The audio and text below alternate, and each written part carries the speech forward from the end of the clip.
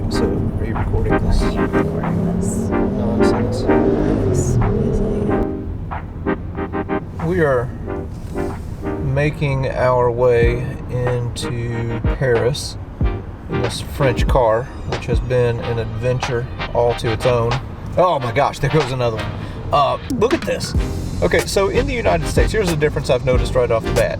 In the United States, if you have a 2-lane road, there's 2 lanes and then a dotted line that is the border between those 2 lanes. Well, in France, it's actually 2 lanes, and then the middle lane is where the motorcycle, that's the motorcycle lane. And these son of a guns have just been whipping back and forth and all around. Stressful. Oh my gosh. Look at those guys. Gee, did you get that? I did.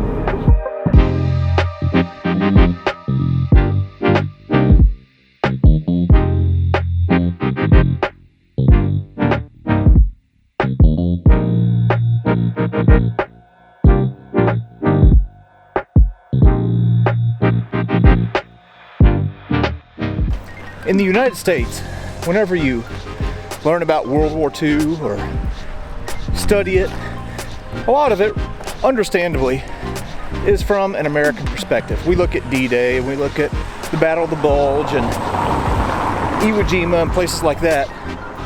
And rarely do we get to see World War II from the perspective of the other combatants that fought with the Allies. Well, today, we're in Paris, France. We just left a World War I American cemetery here at a place called Mont Valerian, and just moved over to a different part of the fort that commemorates the French resistance. So I have to say, this is pretty darn impressive.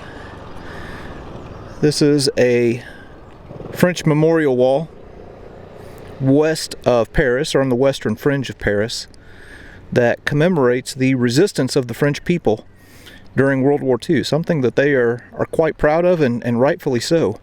Now, there are 16 different reliefs that each depict a different way that the French fought against Nazi aggression during World War II.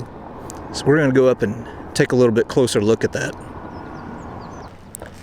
So just because of the constraints of time, I'm only going to pick out a few of these to highlight. This one is called Saumur, S-A-U-M-U-R. This is commemorating a battle from the 19th of June to the 21st of June in 1940, where cadets of a cavalry school fought to defend some bridges across the Loire. Here's another interesting one. This is called Deportation. So anyone who opposed the occupation, or anybody that was a member of the resistance, could be deported to Germany.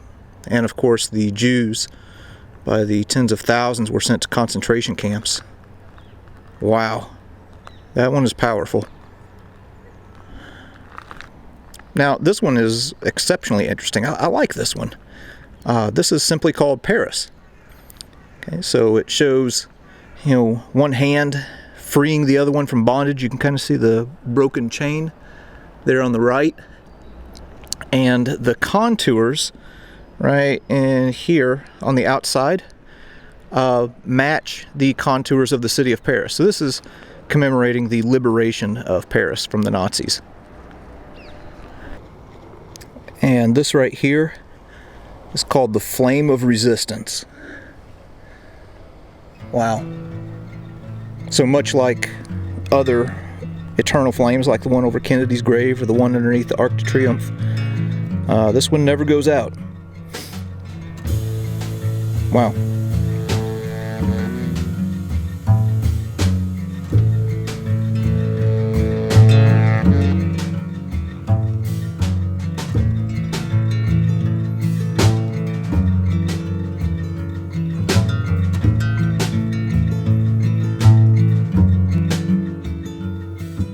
Now, this one is just simply called the Rhine, and it commemorates the 3 points where the German Reich was penetrated over the Rhine River. One by the 1st Armored Division, one by the 2nd Armored Division, and then also the French 1st Army. Huh. Hey, now this one's kind of cool. This one's called Cassino. And it's talking about Monte Cassino in Italy being completely surrounded by the French army. And you can see the eagle is being weakened and strangulated there. So this was the strongest point of the German defensive line in Italy. And yeah, they don't mention the Americans being involved though. I'm not sure why. They were there too and played a pretty big role, but you know, it is a French memorial.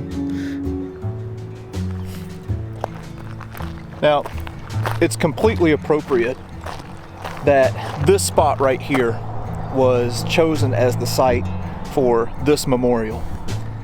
Because in 1940, whenever the German army moved in and occupied the city of Paris, they also occupied this fort.